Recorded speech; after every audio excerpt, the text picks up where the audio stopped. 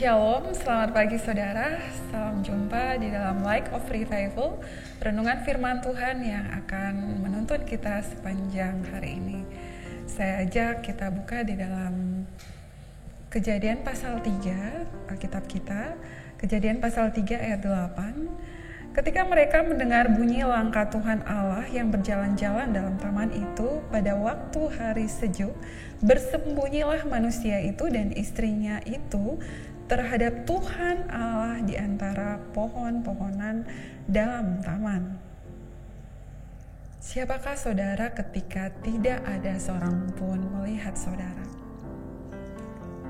Saudara, saya ingin bertanya, apa yang saudara pikirkan ketika saya menyebutkan kata sembunyi?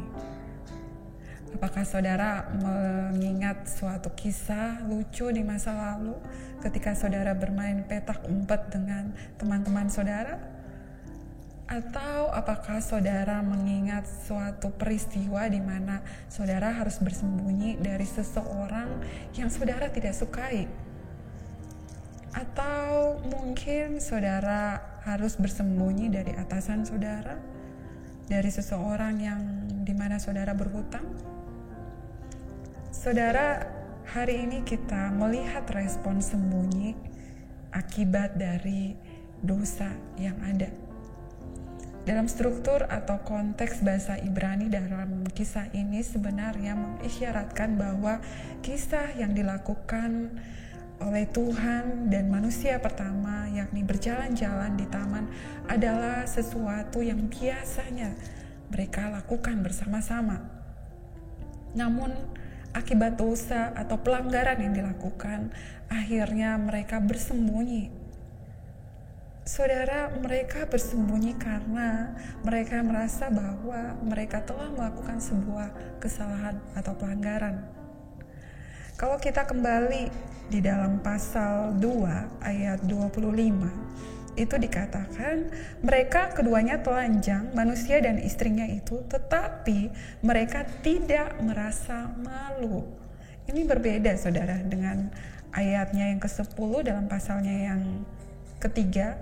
Ia menjawab, ketika aku mendengar bahwa engkau ada dalam taman ini, aku menjadi takut karena aku telanjang, sebab itu aku bersembunyi. Ya saudara, lihat mereka bersembunyi yang tadinya sudah biasa dan perbuatan yang menyenangkan, namun akhirnya mereka bersembunyi akibat dosa. Saudara, kita tahu bahwa akibat dosa orang akhirnya berespon dengan bersembunyi. Dan yang kedua, konsekuensi dosa adalah maut. Saudara, itulah manusia. Bahkan sampai hari ini, kita sering kali bersembunyi ketika kita melakukan dosa. Siapakah saudara ketika tidak seorang pun melihat saudara? Saudara yang bekerja di dalam rumah Tuhan sebagai full-timer di gereja, siapakah saudara ketika tidak seorang pun jemaat atau rekan pelayanan yang melihat saudara? Saudara sebagai seorang karyawan atau PNS atau militer atau apapun, siapakah saudara ketika atasan saudara, komandan saudara tidak melihat saudara?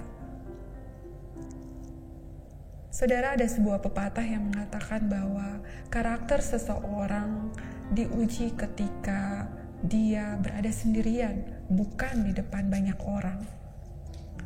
Keseharian orang itu akan menampakkan keasliannya yang sebenarnya, bukan pada waktu dia berada di tengah-tengah orang-orang pelayanan, orang-orang yang mengaguminya.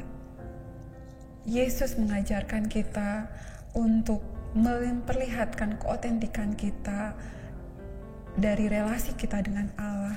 Di dalam Matius 6 pasal 6 dikatakan bahwa tetapi jika engkau berdoa, masuklah ke dalam kamarmu, tutuplah pintu dan berdoalah kepada Bapamu yang ada di tempat tersembunyi, maka Bapamu yang melihat yang tersembunyi akan membalaskannya kepadamu.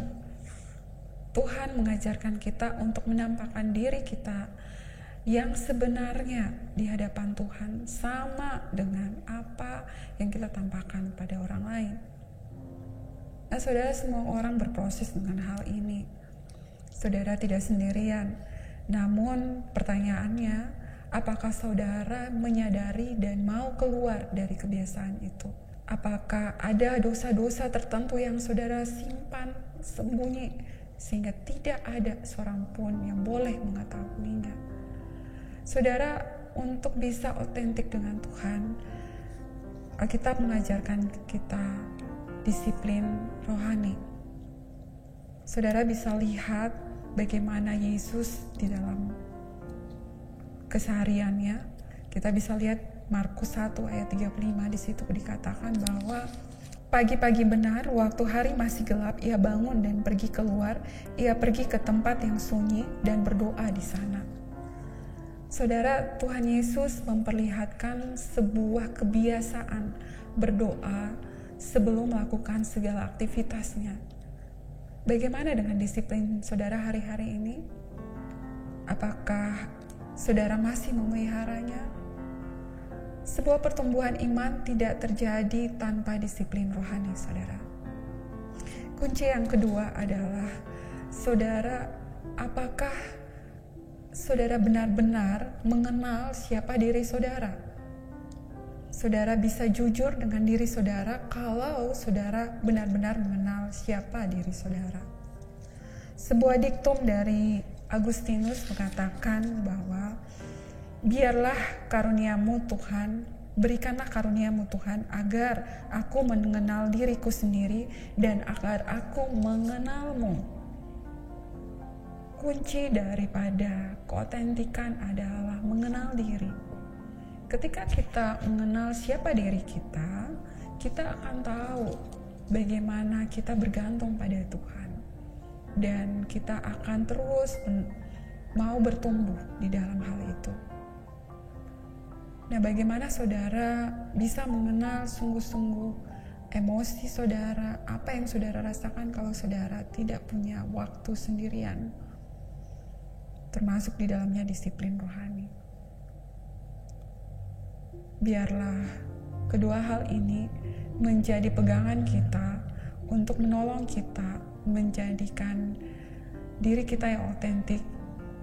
Apa yang kita lakukan sendirian sama dengan yang kita perlihatkan pada orang lain. Mari kita berdoa. Bapa di surga, kami mengucap syukur Tuhan buat firman-Mu pada pagi hari ini. Kami seringkali bersembunyi dari dosa-dosa kami. Kami berusaha untuk menampakkan diri kami yang tidak sesungguhnya pada orang lain, Tuhan, agar mungkin kami diterima. Namun pagi ini Engkau mengingatkan bahwa itulah hal-hal yang harusnya kami selesaikan di hadapan-Mu, bukan terus bersembunyi. Tuhan, ajar kami untuk sungguh-sungguh punya waktu bersama Engkau dengan disiplin rohani kami. Kami berproses juga untuk semakin bertumbuh dengan Engkau, dan biarlah itu menjadi kekuatan buat kami untuk menampilkan diri kami yang otentik. Terima kasih banyak Bapa di surga. Kami mengucap syukur buat firman-Mu, terpuji nama-Mu, dalam nama Yesus kami berdoa. Jadikanlah firman Tuhan sebagai pelita dan terang bagi jalan-jalan kita. Shalom.